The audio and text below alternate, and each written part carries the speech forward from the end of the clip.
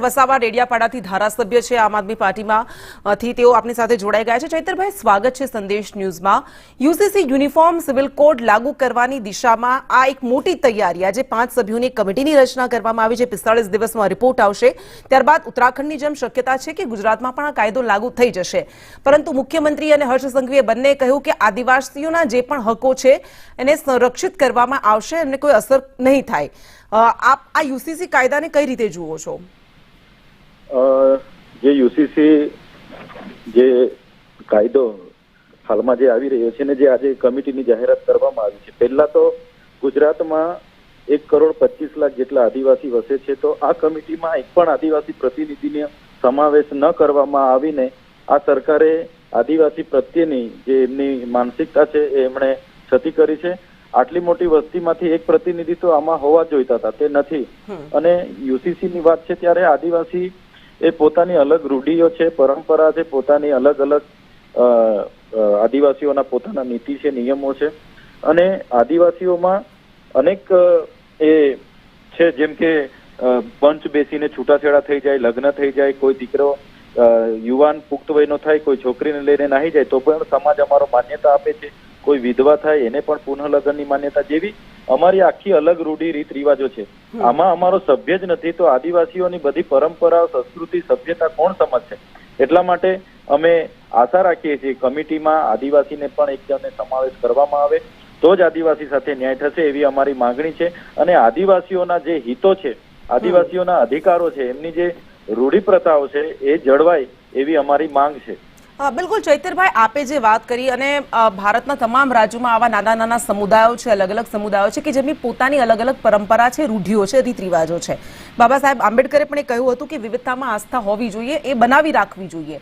પણ આ યુસીસી જે લાગુ થઈ રહ્યો છે જે પ્રમાણે ઉત્તરાખંડમાં, કારણ કે એ જ રંजना દેસાઈ અહીંયા પણ કમિટીના અધ્યક્ષ છે, હવે ત્યાં એઆઈએમઆઈએમ અને કોંગ્રેસ સહિતના કેટલાક પક્ષોએ એ વાત કહી, અને એઆઈએમઆઈએમ ખાસ કરીને અસદુદ્દીન ઓવૈસીએ એ વાત કહી કે તમે હિન્દુ મેરેજ એક્ટ અને હિન્દુ વારસા એક્ટ સ્વીકારો છો પણ આદિવાસીઓને એમાંથી બાકાત રાખો છો, તો પછી આમાંથી યુનિફોર્મ કેવી રીતે રહ્યો, સમાન કેવી રીતે રહ્યો? સાચી વાત છે, યુનિફોર્મ સિવિલ કોડની વાતો થાય છે પણ આજે પણ અમારી સાથે સમાનતા નથી। આજે પણ તમે સમાનતાની મોટી મોટી વાતો થાય છે પણ અમારી સાથે આજે પણ ઘણી બાબતો, તમારા હકો તો સંરક્ષિત રાખવામાં આવ્યા છે ને ચૈતરભાઈ, તમારા કોઈ રૂઢિ રીત રિવાજોને અસર નહીં થાય એટલા માટે એમનો આ પ્રહાર છે કે આદિવાસીઓને કેમ બાકાત રાખ્યા? આદિવાસી તો આદિ અનાદિકાળથી આ વિસ્તારોમાં વસે છે, આદિવાસી મૂળ માલિક છે। અમારા સંવિધાનિક અધિકારો, અમારા મૌલિક અધિકારો, અમારા માનવ અધિકારો આજે પણ અમલમાં નથી। અમે અનેક વાર માંગો કરીએ છીએ પણ આજે પણ અમને એમાં પણ ન્યાય મળ્યો નથી। એટલે યુનિફોર્મ સિવિલ કોડ જે ગુજરાત સરકારે 45 દિવસ સુધીમાં રિપોર્ટ કરવા માટેની કમિટી બનાવેલી છે, જે રીતના ઉત્તરાખંડમાં અમલ કર્યું છે અહીંયા પણ અમલ કરશે તો સૌથી વધારે જો કોઈને નુકસાન થશે એ આદિવાસીઓને થવાનું છે। આદિવાસીઓની પોતાની અલગ જ આખી રૂઢી છે। અચ્છા, કઈ રીતે નુકસાન થશે? આપ કહી રહ્યા છો કે સૌથી વધારે ઉત્તરાખંડમાં લાગુ કરાવે, અહીંયા લાગુ કરાશે તો અમને સૌથી વધારે નુકસાન થશે, તો જરા આપની પાસેથી સમજવા માંગીએ છીએ કે કઈ રીતે આદિવાસી સમુદાયોને નુકસાન થશે?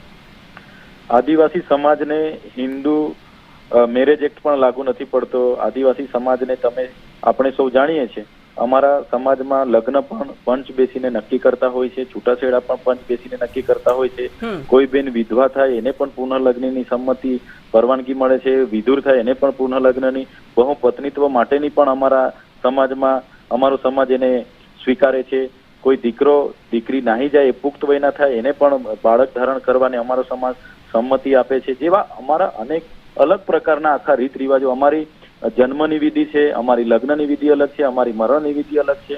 એવી રીતે અમારે જે દીકરી વારસાઈ તરીકે, વારસદાર તરીકે દીકરીને પણ અમારે સમાન હકો આપવામાં આવે છે। કોઈને દીકરો નથી તો એની દીકરીના ઘર જમાઈ રાખી શકે તો ઘર જમાઈને પણ અમે અમારા સમાજમાં એના દીકરા સમાન ગણીએ છીએ। અને અમારામાં પતિ અને પત્ની, પત્નીને સતી અને પતિને પતિ એટલે સતી પતિ બંનેને સરખો દરજ્જો અમારા સમાજમાં આપવામાં આવે છે, જે અમારી આખી અલગ પરંપરા અને રૂઢિઓ છે।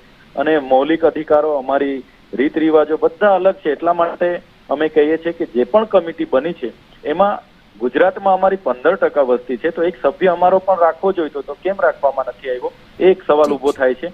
અને કમિટી આદિવાસીના હિતોનું ધ્યાન રાખે, અમને સંવિધાનમાં મળેલા અધિકારો, અમારા મૌલિક અધિકારો, માનવ અધિકારો અને કુદરતી અધિકારો જળ જંગલ જમીન પરના અમારા પ્રાવધાનો છે એ એના હિતો સંરક્ષિત રાખે એવી અમે સરકાર પર